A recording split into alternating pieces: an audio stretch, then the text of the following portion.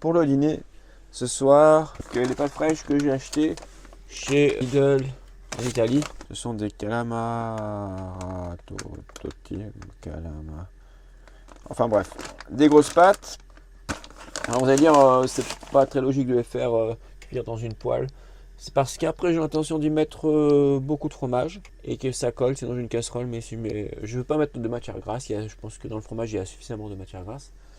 Et je crois que je vais mettre aussi, pour me débarrasser un peu, de la sauce tomate. Alors donc, disais-je, pour accommoder, il y aura panzani, la sauce, ma sauce préférée. C'est pas très italien en fait, je crois que panzani, il me semble que c'est français. Un grano padano. Et je pense que ça va pas suffire. De lait d'âme, voilà, on verra ce que ça donne.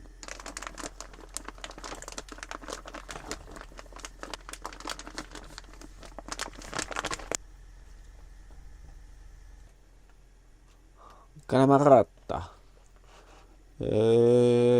Cottura 5 minuti. Solo 5 minuti. Okay.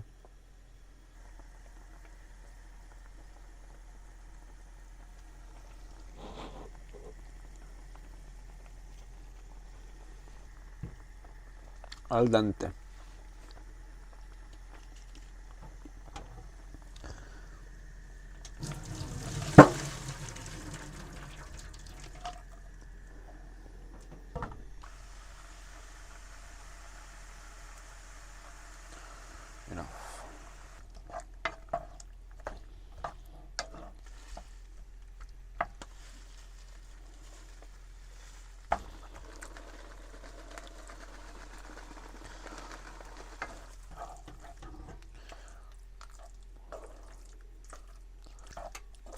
Pas très diététique.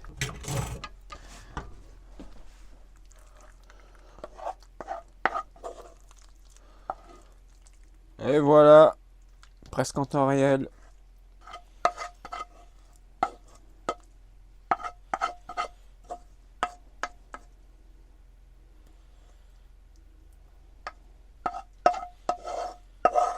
L'opération la plus difficile.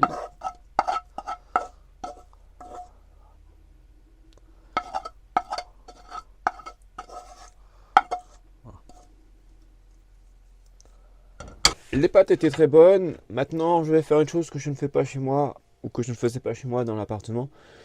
Chez moi, pour une personne, j'ai jamais acheté de la vaisselle, donc je faisais la vaisselle moi-même. Sauf que je la faisais pas tous les jours après chaque repas, parce après le repas, je préfère aller m'allonger, regarder un truc tranquille devant la télé. Et je laissais ça dans l'évier, et puis une fois que l'évier, qui est assez grand, était plein, je faisais la vaisselle donc tous les 2 ou 3 jours. Seulement là l'évier est tout petit, puis j'ai qu'une seule poêle, j'ai pas beaucoup de choses. Et en plus là le fromage risque bien de coller, donc je fais systématiquement la vaisselle immédiatement après manger. Donc changement d'habitude. Autre chose que j'utilise, c'est un produit comme un autre. C'est pas un produit vaisselle habituel, mais c'est un produit comme un autre dans le genre bio, naturel. Bon, je sais pas en quoi il est bio, naturel. Normalement, il n'y a pas de produits chimiques dedans. Pourquoi? Parce que je ne suis pas toujours sûr de pouvoir d'avoir accès à une aire pour camping-car pour vider les eaux grises. Et il peut arriver parfois, quand c'est plein que à des centaines de kilomètres, il n'y a pas un seul endroit pour vider. Vous êtes obligé de vider ça dans la nature. Malheureusement, vous n'avez pas le choix. On va pas faire 200-300 km juste pour vider une cuve de grise. Donc, autant ne pas polluer et utiliser des produits bio. Alors, je sais pas si c'est vraiment bio. Je sais pas si ça ne pollue pas vraiment. En tout cas, j'en mets pas beaucoup. J'en mets juste comme ça. Et voilà.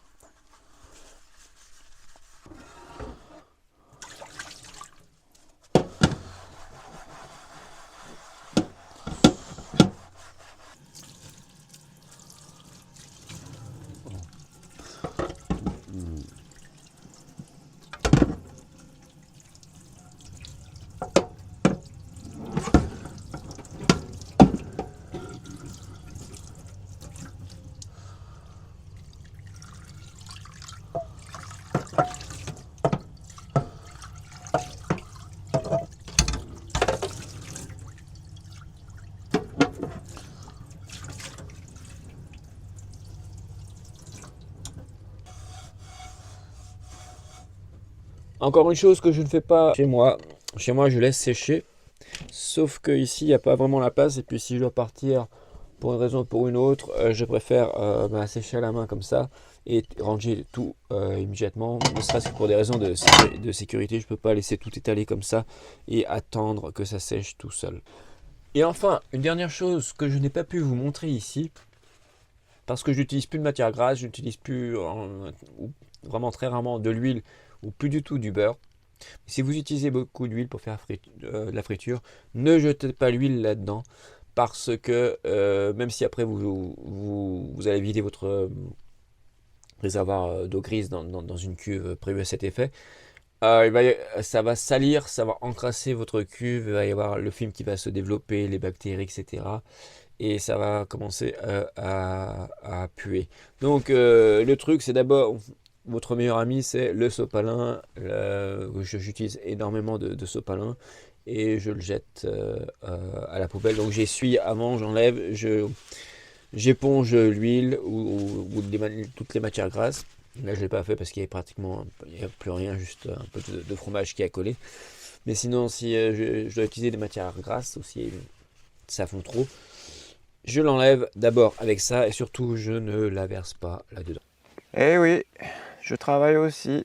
Les visites c'est une chose, mais j'ai quand même beaucoup de travail à faire. J'ai pris quand même des congés pour les traductions, mais il me reste j'ai énormément de retard sur le montage des vidéos. Donc je profite d'une journée de repos ici en pleine nature. Ce temps agréable, il n'y a personne ici, au bord d'un lac que vous voyez derrière moi.